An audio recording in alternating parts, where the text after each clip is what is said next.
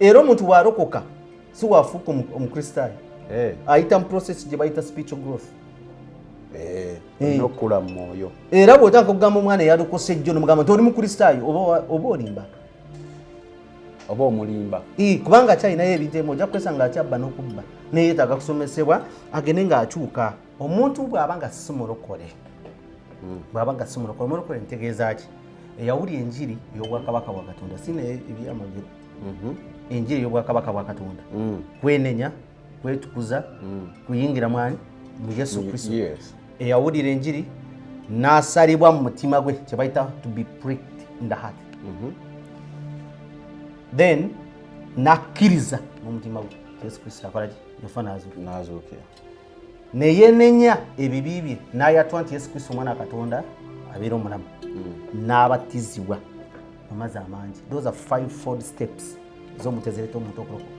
Bw'oba oyoga ku gospel kiba kitegeeza okubuulira Kristo ne byayagala ne bye yakola ne byagenda okukola byonna mukizingira kye bayita ki ekigambo kya Katonda kubanga Yesu Kristo kigambo kya Katonda. Kwe kubuulira byonna by'ogambye through music. Mu kuyimba nekifuuka gospel music. Nesiraba mpeta. Ekisookera ddala empeta yatandikibwa n'Abakatuliki ate nze ni Mukatuliki. Byava mu Bakatuliki ate nze ni Mukatuliki. Nze ni musajja mulokole n'agambye n'abatizibwa mu mazzi amangi.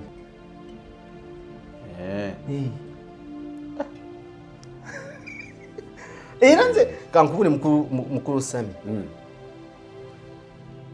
bwe kituuka ku kintu kya marriage era nsaba Mukama bw'aba atuganyiza tujje tufuneeko teaching about marriage ojja kutegeera ensi eri mu buzibu ku kya marriage ensi eri mu buzibu.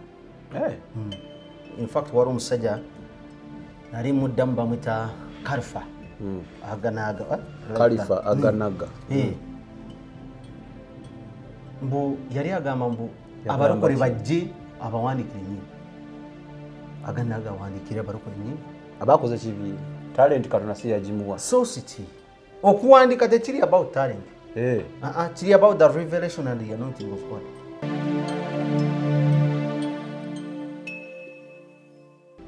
Okay, atubaniriza mwenna yonna gy'olabira ebweru w'eggwanga wano mu Uganda tukwagala nnyo era tukwaniriza nate ku episode zaffe yaffe endala Unique Media ye channel gy'oliko Samike ge mannya gange Roland Seruyima ku kamera yaliko okulaba nga ate buli kimu kifuna bulungi nnyo nnyini ddala. Njala kutandika programu ennaku olwaleero nga neebaza buli omu atuula n'amalako program. Buli omu atuula n'alaba program n'agimalako nkwebaza. Akoma makkati leero sijja kwebaza neebaza oyo atuula n'amalayo because I believe omalayo program ofuna ekinyusi. Olumu abamu bakoma makkati ne bareactinga mu comments ne babuuza ekibuuzo naye nga tekibuuzo kyabuuza maaso eyo kyaddiddwamu okitegeera. So mbebaza mwenna abatula ne mumalako programu zaffe tubagalira nnyo nnyinnyini ddala. Nja kwebaza abantu bano wammanga, nja kwebaza omuwala bamuyita Esther, waliwo Stella, waliwo Lawrence, waliwo Dorcas, waliwo ne Gertrude. Mbebaza nnyo abo be bannyambako okulaba ng'ate tuddukanya Unique Media WhatsApp group eyo kubanga etambula bulungi n'okutugaidinga bamanyi okutuwa ku magezi okulaba nti ate bitambula bulungi. Ekyokubiri kyenjagala okwogerako bannange mbadde nsaba ebintu ebimu tubijjemu akajanja balokole ebintu ebimu tubijjemu akajanja. Lwaki njogerawo nti oleeta omuntu wano ng'anyumya for example story ye n'anyumya bannange we nava mu kyalo nenzija mu Kampala nenkola kino omwana n'ateeka mu comments bannange musome ku Bible kyawandiikibwawa kakati ekyakinnyonnyola atya mu Bible anyumya sitole ye nava eno nenzira eno nino ga musome ku Bible I think olumu oli omuntu waba tasomesa ng'ali mu kuwa bujulizi bwe olumu Bible mu bujulizi buno okujjako ng'alina kyayogedde ekiri naye oli waba anenya bujulizi bwe I think kibeera okay. Kale olunaku olwaleero nzize n'omukulu musajja wa Katonda agenda kuba yeeyanjula mupya ku kyano naye kyemmanya abamu muyinza okuba mumumanyi nga mwine mwali mulabyeko ngenda muwa omukisa yeeyanjule abeeyanjulire then ate ndyoke ennyanjula ekyo tugenda oba ntoogerako olunaku olwaleero. Haleluya. Pastor Anjisebo. Mbadde nsaba ombulizeeko ku bantu abo obeeyanjulire then tutandikiraawo. Labi ba Unique Media abawagizi mwenna mbalamusiza mu linnya lya Mukama waffe Yesu Kristo era ndi musanyufu nnyo okulaba nti nange olwaleero bankyazizza. Nange ndi musanyufu okumpa obudde bwo. Haleluya.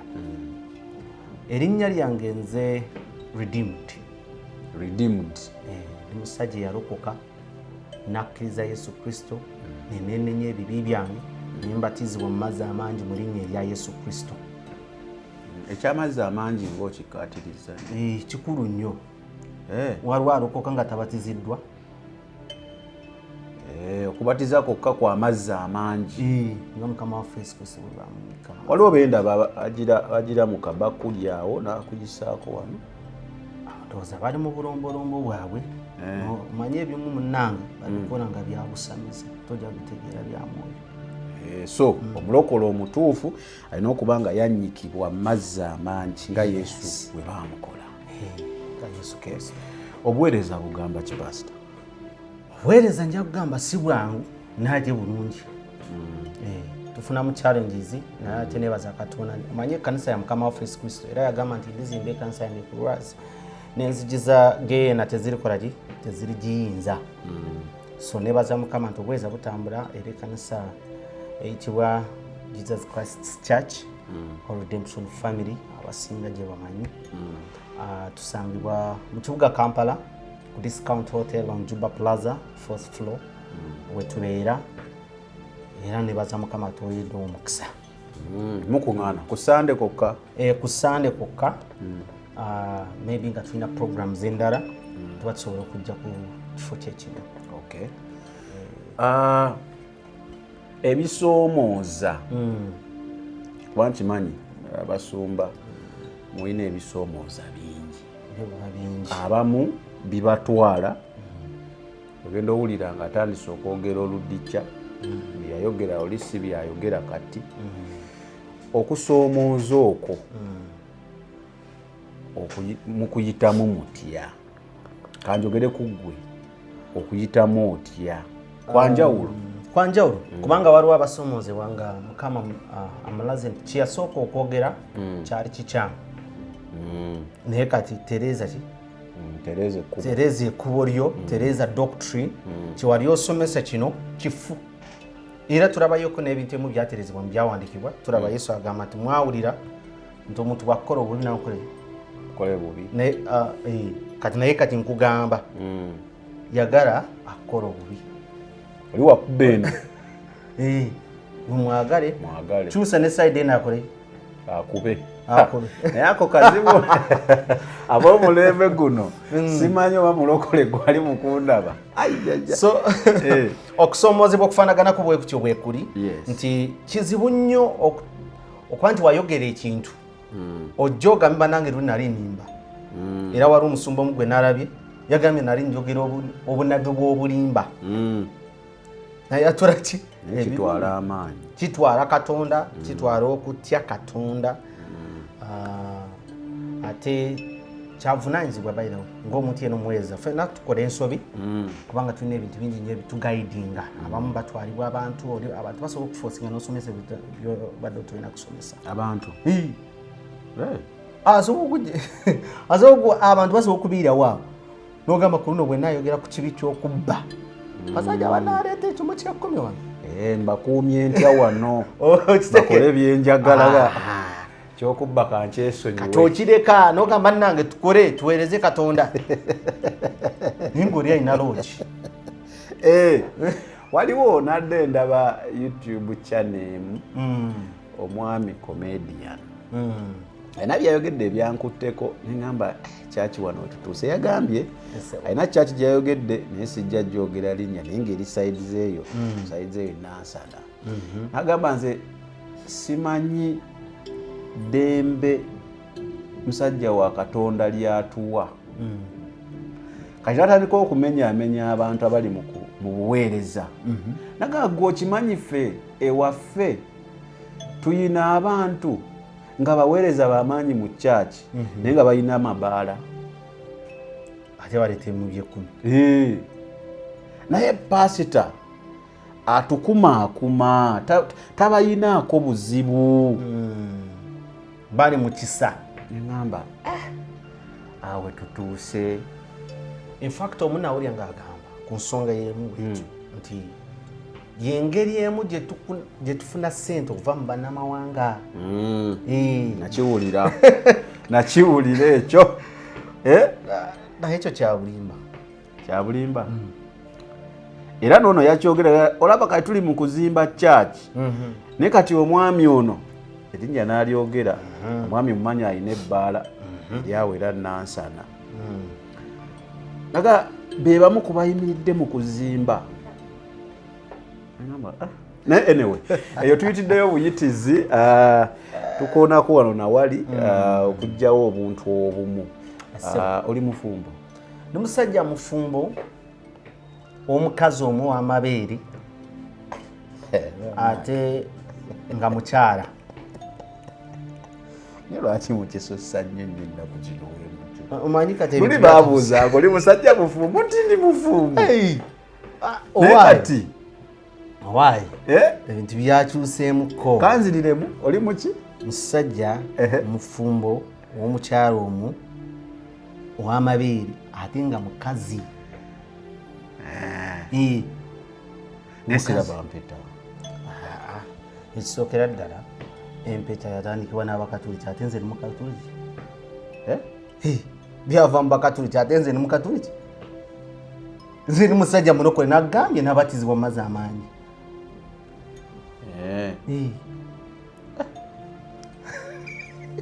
era nze kankubule mukulu Sami bwe kituuka ku kintu kya marriage era nsaba Mukama bw'aba atuganyiza tujje tufuneeko teaching about marriage ojja kutegeera ensi eri mu buzibu ku kya marriage ensi eri mu buzibu kale yoyo Pastor Redeemed haleluya tugenda kuba tutambula naye Mukama wali tuwa omukisa omulala kuba yagituwa tujja sigala nga tule tumwetaaze waba tuwadde obudde okusomesa ku bintu ebyenjawulo tubeera naye era mu channel eno mumusuubirengako.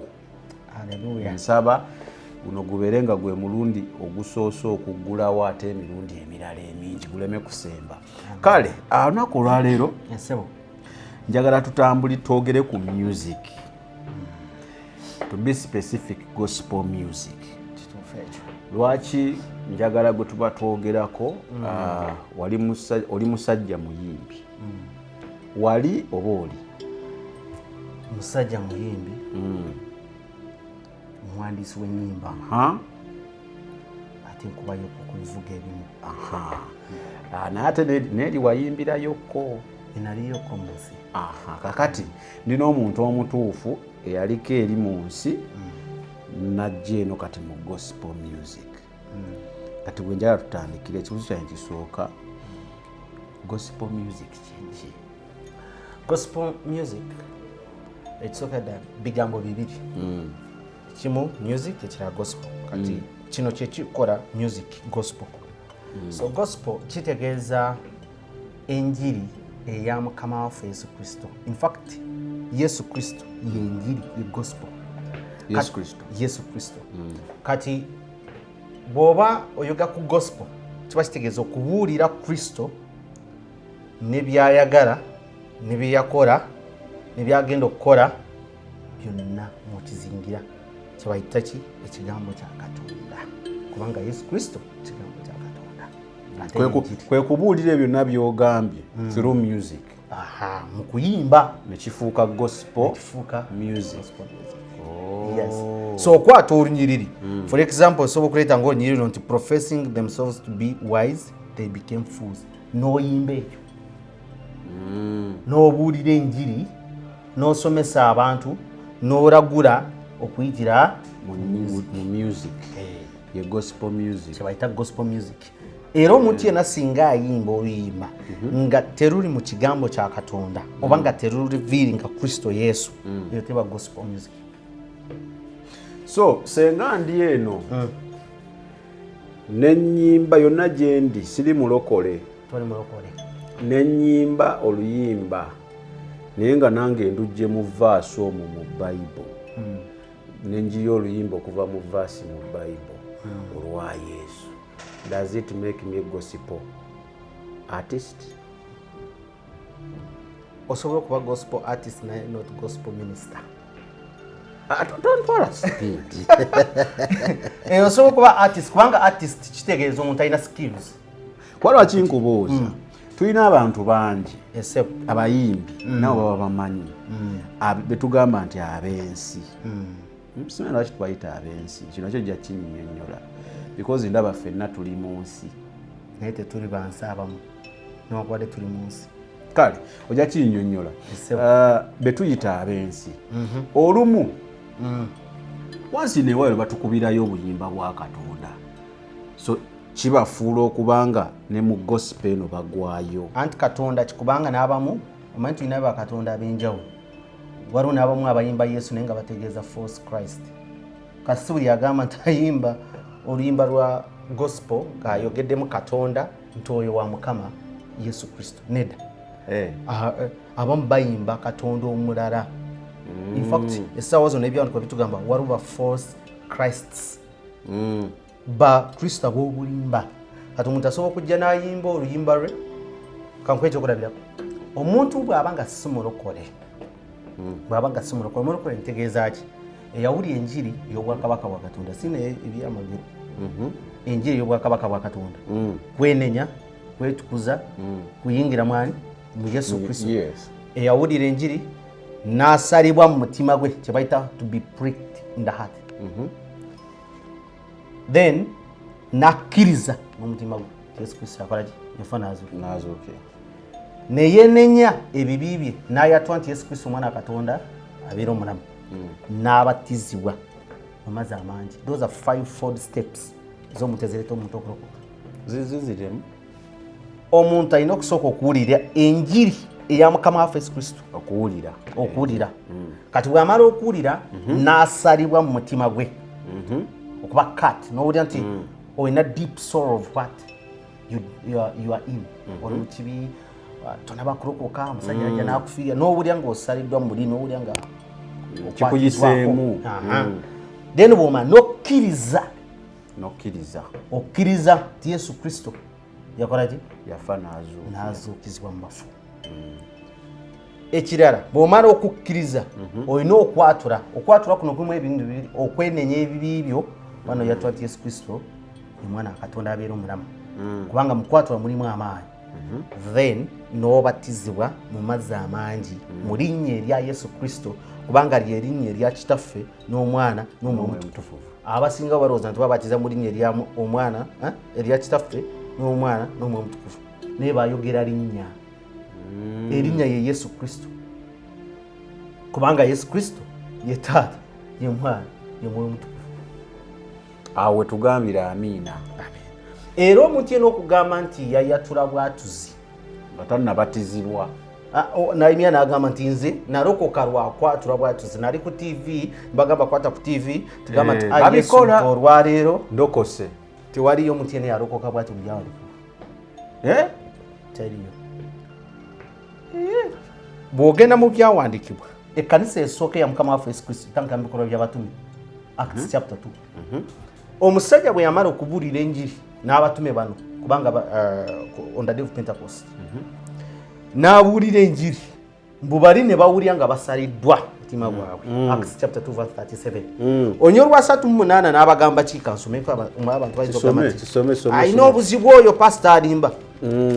Ekanisa yani eya Mukama waffe Yesu Kristo eyasookera ddala the first church ey'abatume egamba 30 37 and 38 Acts chapter 2 ebikolwa by'abatume 2:37 paka kwa 38. Now when they heard this, they were pricked in their heart, and said unto Peter and to the rest of the apostles, Men and brethren, what shall we do? Ojulia, muntu abulidde enjiri obudde nawe okoze eki? Kikulumiriza muri omwe mutukuvu akulumiriza. Sajja byogedde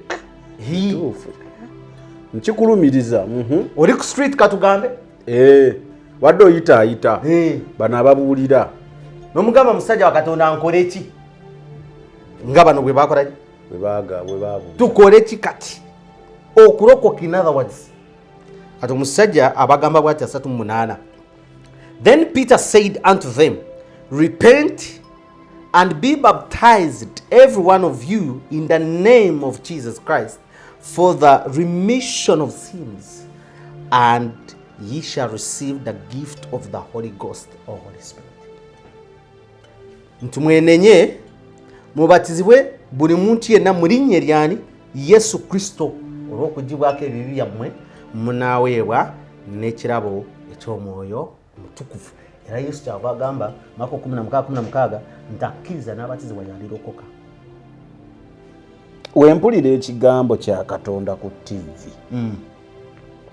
nenkikkiriza asebo musajja Katonda waba amaliza okuwulira n'agamba oyo yenna akkiriza ng'ayagala okwatula kwata ku TV ddamu ebigambo bino nembiddamu n'asaba neŋŋamba nti amiina basirokose watu nalokoka. Ekisooka ddala omusajja Katonda si yakugambye nti oddemu ebigambo bino anti agambye oyo yenna ayagala okukola ki? Ayagala okulokoka ddamu ebigambo bino nembiddamu. Omusajja wa Katonda ekyawandiikibwa ani asinga? Ekyawandiikibwa kati si buli kimu kyonna nti omuweereza wa Katonda kyagenda okwogera kigenda kuleeta mu bulokozi. Ebino ebintu by'okulokoka si byakupangirira, si byaggattirira, si byokalegeddeko. Kiba kirungi kale nti bw'anaava n'amusabira then amugambe jangu tukusomesa ogende obatizibwe sobola okutuukiriza obutuukirivu bwonna.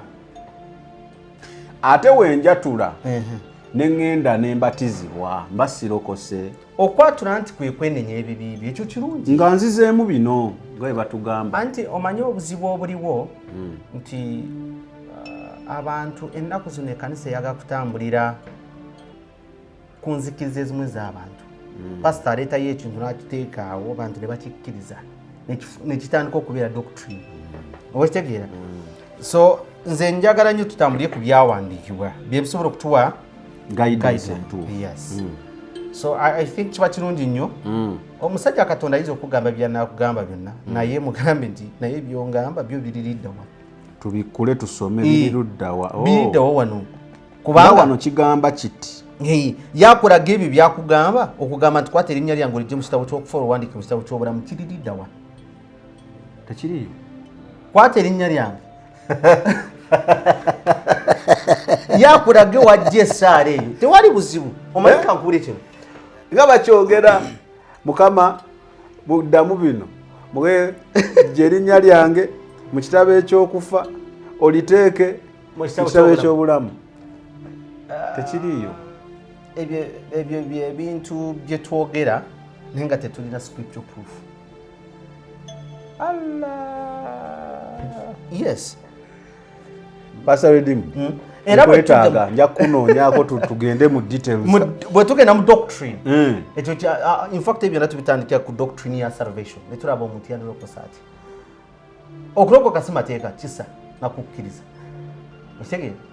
Naye Katonda ateekeddwa okuyisa mu steps kye tuyita waliwo ordinances ez'obwa Katonda z'oba olina okukola osobola okutuukiriza kino olina owuliriza ekigambo ne kikuyitamu Barumi 8 Barumi 10 n'oyatula n'okkiriza kyekyokusatu kasitoma n'okkiriza n'omutima gwo okufuna obutuukirivu n'oyatula n'akamwako n'obatizibwa yes bitaano kubanga ne Yesu yagamba nti teri muntu agenda okulaba obwakabaka bwa Katonda okujjako ng'azaaliddwa ogwokubiri naye ogwokubiri omala bwe guli Yokaana 3 kuva ku nnyoro 3 paka ku Lwomukaaga wagamba ki somawo tumalirizaako n'ekyo tuddeyo ku wali banenze nabagamba era nze waliwo abajja ne bayombaawo nenze nabagamba ne tuba tugambye topic ki naye ndaba nga waliwo wetaaga clarification yakatono tujja kusomesa tugaziyeemu kati wano ekyobulokole okulokoka tuvudde wali nga lugamba wadde ompa qualifications ez'omuyimbi wa gospel nongamba ateeka okubanga muki mulokole ebyaddanga genuine naye kati mukunnyonnyola okulokoka awo naye ndaba nga waliwo twetaaga okuclarifyinga kuba bangi ffenna abasinga tugendedde wali era essaala oluggwa okwatuza wekuggwa nga batusabira Mukama kwata erinnya lyono liteeka eno katulowooza tulokose agamba ki John Yokaana 3 olunnyo olwokusatu fact watandikira ku lunnyo olwokusatu mpaka ku lwomukaaga olw'obudde bwaffe Jesus answered and said unto him yali Nicodemus very verily I say unto you I say unto thee except a man be born again he cannot see the kingdom of God ono Yesu Kristo yakola katulabe kati being born again kitegeeza ki Nicodemus saith unto him how can a man be born when he is old can he enter the second time into his mother's womb and be born atagamba manna omuntu azaalibwa atya olwedde yazaalibwa nzirayo mu lubuto lwa mmange nenzaalibwa katiraba Yesu kyamugamba amugamba alina olubuto lwalina okugendamu omuntu ono luluno Jesus answered verily verily I say unto thee except a man be born of water and of the Spirit he cannot enter into the kingdom of God. Nubwemba nkomye wanoka kuzaalibwa n'amazzi kimu ekyokubiri n'omwoyo omwoyo wano omwoyo mutukuvu amazzi ki gegano olaba omuntu bwe bamutwala kubanga ffe tutwala omuntu ne tumuziika n'omunyika infact bakwita kuziika mu mazzi yenna yes kuba kuziika era ebyawandikwa webiri biraga nti omuntu bw'omutwala n'omuteekamu mu mazzi n'omugjeyo aba fudde ne Kristo n'aziikibwa naye n'azuukira naye musebo abazze bujja kati aba azaaliddwa it's a womb this is a womb kana amazzi lubuto nalwo musebo era ebyawandikwa webiri bingi kale ako konoza tukatereezezza gwe atandaba kulokoka mu butuufu bw'okulokoka weetereeze ekyo tukijjewo katuwadde okugamba ayimba gospel ekisooka alina okuba nga mulokole nga yalokoka mu butuufu bw'okulokoka ate omuntu ono okulokoka kwe kuteekeddwa okuba nga tekwesigamye ku bintu n'okoka kufuna sente nokoka kugenda mu America nokoka kuwasa njagala kuzimba ewaka banvuma njagala wakusula olokoka kugenda mu bwakabaka bwa Katonda kufuna obulamu obutaggwaawo olema okuzikirira newakubadde oluganda lwakikyusa mu Yokaana 3:16 bagamba okubula naye kuzikirira to perish kuba kuzikirira so omuntu ono bw'amala okulokoka era ekyawandikwa kitugamba awo wekuleetawo atalina kwesigama awalala kugenda mu ddiini abamu balokoka ate ne baddayo mu ddiini ekyo nakyo kizibu ne baddayo mu madiini g'abantu ng'olokose omusajja akkiriza bulungi abatiziddwa ne n'addamu ati n'addayo n'omusanga ng'atudde okosiko bayita okusirayidinga ngenda kukulaga baddayo batya angende mu Colossians Colossians chapter 2 olunyiri olw'omukaaga n'olw'omusanvu lumala. As ye have therefore received Christ Jesus the Lord. Nga bwe bakoze eki bw'ofunye mukama waffe Yesu Kristo. Received who? Jesus Christ the Lord.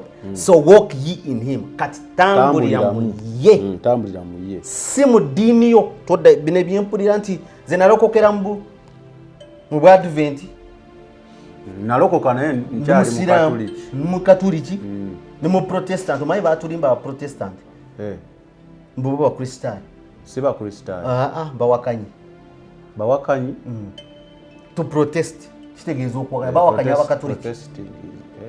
Bakyali mu kwakanya abatu. Bo bajja kuwakanya bano. Naye abakristaayo ye muntu alokose n'ayingira mu Yesu Kristo n'atambulira mu ye, si mu ddiini yonna. Kitegeeza w'olokoka n'oyatula Yesu Kristo olina kutambulira mu ye. Biri eby'eddiini byonna obyesonyiwa. Kyova abaali abafalisaayo oba abasedukaayo bwe bajja ne balokoka tebaddamu kubeera abafalisaayo. Batambula ne mukama waffe Yesu Kristo ne bafuuka abakristaayo. Era kyova ekyandikwa kigamba nti n'abatume ne bayitibwa abakristaayo, the Christians mu Antioch. Ekigambo Christian bwe kitandika ne babayita abakristaayo mu Antioch. Kati bwe baamala obayita abakristaayo ekyali kitegeeza nti balinga Kristo, kubanga ekigambo Christian means Christ-like. Ofaanana ani? Kristo. Mu bikolwa, mu mpisa, mu bintu byonna ofunye Kristo, oyambadde Yesu Kristo, balaba Kristo yekka. Era omuntu bw'alokoka si waafuuka omukristaayo. Ayita mu process gye bayita spiritual growth. N'okula mu mwoyo. Era bw'otandika okugamba omwana eyalokose jjo n'omugamba nti oli mukristaayo oba olimba. Oba omulimba. Kubanga akyalinayo ebintu ebimu ojja kwesanga akyabba n'okubba naye yeetaaga kusomesebwa agende ng'akyuka. Kubanga Yesu Kristo tabba, Yesu Kristo tavuma, Yesu Kristo tawuliza nnyimba za nsi. Kati ojja kwesanga omuntu ono waalokose akyalinayoku ebintu, era tuba tumuyita baby Christian. Baby believer. Akyali era obeera omunenya tomunenya nga Pastor Redeemed. Era bo tugamba abaana abato balaba amumwoyo n'ebyokusiiba bino kubanga omugamba sibayo kale oba mukama bw'anaakuyamba osobola okumalako kusiibayo kale paka ssanga 8 zosobola naye bw'otangamba tugenda kugenda dry enaku 10 yoli addayo n'asirayidinga n'addayo nagagana ate ekiri mu balokole bw'omusanga ebukalango teweewunya. Tebasaba Yesu ebukalango bafuna ne deliverance. Nakugambye ba Yesu bangi naye Yesu Kristo ono yafa n'azuukira. Ono omwana wa Katonda agenda okudda nawulira yali agamba mutagenda kudda naye ali awo alimba abantu balina ebintu byabwe. Ayogera ku Yesu omuddugavu oba yafaanana atya? Yagamba mu abali wano nga mugamba muli bazzukulu ba Ibulayimu mukwate kuba mufulume church. Oyo yeetaaga kuyamba. Omanyi waliwo abantu abamu abajja mu buweereza nga tebeetegese, nga tebayitiddwa, ate nga tebamanyi, ne basalawo okufuuka batategeera ne boogera ebiringa ebitegerekeka. Alina olunaku lwa Black Jesus lwe bakuza. Anyway, kale bingi bye ngenda kufuna tujja kutemaatema. One nfunyemu ze tujja okwogerako, tujja kwogera ku salvation, obulokozi, marriage. Ebyo bibiri bye naakafuna tujja byogerako. Ne katuddeyo wali wadde okyampa qualities ezimaking omuntu okuba ng'ono muyimbi wa gospel. Esooka mulokole. Kamale kano kaba nkajja kutuyamba wali mu maaso nti onyo olw'omusanvu lugamba ngo so walk ye in olw'omukaaga so walk ye in him. Olw'omusanvu rooted and built up in him. Rooted okubeera n'emirandira mu ye ate ng'ozimbiddwa mu ye. Abasinga kati baba bazimbira ku kye bayita Pentecostalism. Ate kyekiriwo ekyo ekyo kyekiriwa. Omanyi twagala kujja amazima era bwe tunajja mu doctrine tujja kulabayeko Pentecostalism. Omanyi kati tulina ebintu omanyi Yesu bamwawulamu munnange batya kati waliwo Yesu ow'aba Pentecost, Yesu ow'aba Advent, Yesu ow'aba Evangelical, Yesu ow'aba Holiness, Yesu ow'aba nyingi kyokka ng'ali omu naye Yesu era kino ekintu kyali kyebaddeko mu kanisa emu Apostle Paul yabagamba abakolinsi abo n'abagamba naye Yesu Kristo ye yawuddemu okitegera era n'atandika okubuuza nze nabafiiriye oba Petero oba yayogerako namusajja ng'agezaako okulaga nti abo tebalina kye bategeeza oli omukuzi bwe tulina otutunuulira era nga bw'olaba denominations zino ezisinga they are man made kati nga Pentecost wenkugambye genda yoko research ugenda kulaba omusajja gwe bayita Charles Palm Fox ya musajja America yaleeta ekintu era n'abyako ebintu byamenyaamenya newankubadde alinamu amazima olaba n'abasiraamu abo balinayo ebintu ebyamazima ebikwata ku Yesu Kristo naye tebali mu doctrine yani ya Yesu Kristo entuufu kubanga nekyano kwakyo kitugamba nti omuntu yenna bw'aleeta enjigiriza yonna nga si ya mukama waffe Yesu Kristo oyo talina Katonda era talina mwana era baba bakulabula tomuyingiza na mu nyumba yo kati omuntu atabulira full doctrine of Jesus Christ wabawo obuzibu so nti oteekeddwa okubanga oli built up in him and established in the faith ng'ozimbiddwa oba onywezeddwa mu kukkiriza ki okwa mukama waffe Yesu Kristo as he have been taught nga bwe mwayigirizibwa omuntu yenna okuzimbibwa mu kukkiriza ateekeddwa okubanga yakola yasomesebwa yayigirizibwa era tuvunaba ne Yesu Kristo agamba nti mbawadde ebirabo ebitaano fivefold gifts of ministry mu Ephesians 4 from verse 11 agamba nti mbawadde bannabbi bawadde abatume bawadde abasumba bawadde abasomesa n'ababuuzi b'enjiri nga bakola ki batuyamba okuedified n'ebirala so mwe muli n'okuba nga tuzimbibwa mu kukkiriza n'okunywezebwa as you have been taught abounding therein with thanksgiving ng'ate nga musibiddwamu ekyo n'okwebaza era mulokola ateekeddwa okwebaza yebaza Katonda mu mpisa mu bigambo abasinga beebaza mu bigambo naye ne mu mpisa Katonda ambyote gwe ayimbira mu bbaala weebaza otya Katonda anti nno nayo giri myoyo nakugambye dda era twabadde wano off air nikugamba nti omuntu bw'aba nga ayagala kugenda afune abanywa sigala genda anywe sigala anti batugamba lwako nvuga speed batugamba abakola ekyo ky'ogambye nti Yesu yajjirira boonoonyi kituufu era siwakanya muntu we baba bagenzeeyo okuyimba baba bagenze kuyimba njiri eno ekwate ku bana aboonoonyi bajje mu kyaki anyway nja kugamba bwenti mu bweza tetugamba kuba radical kubanga bwetanga kuteeka mu radicalism oba otansobola okubanga oyingira mu kintu kya cultism omuntu bw'aba akakasa 100% nti Yesu Kristo Katonda omu yatonda eggulu n'ensi yamutuma naye ebibala tujja biraba waba ye yakutuma kubanga waba si ye yakutuma bajja kusinga amaanyi era tubiraba era waliwo abamu sinaba kulabayo kabagamba nti bavudde ne balokoka ebyaddala kati baweeza mukyaki ajja nayimba bayimbira abasinga naye kale atuddeyo wali qualities nga tumaze ebyo z'ogamba kati omuntu amala okulokoka steps ziri zetwogeddeko ayingira mu kye bayita discipleship and mentorship life kino kitwala ki okufuna ekkanisa eri ku mazima esomesa ki amazima ng'omuntu okukyuka munda ne kungulu munda ne kungulu kubanga Abathessalonike ekisooka 5:23 Katonda anaaza emmeeme n'omwoyo n'omubiri sobola okubeera blameless ku lunaku lw'okudda wani Mukama waffe Yesu Kristo kati ekkanisa egenda okukuyigiriza okuba perfected from inside out okitegeera kati era ekyano bakigamba nti Yesu Kristo n'agamba abaali bamaze okumukkiriza abayudaaya n'abagamba bwe munasiga mu kigambo kyange mujja kubeera abayigizwa bange abaddala munaamanya amazima n'amazima gabafuula ab'eddembe. That is Yokaana 8:31-32. So omuntu anateekeddwa okuba nga azimbiddwa mu kye bayita okuba nga afuuka omugoberezi wa Kristo Yesu. Nga bw'azze eri Yesu Kristo ateekeddwa okuba nga anywezebwa mu Kristo Yesu.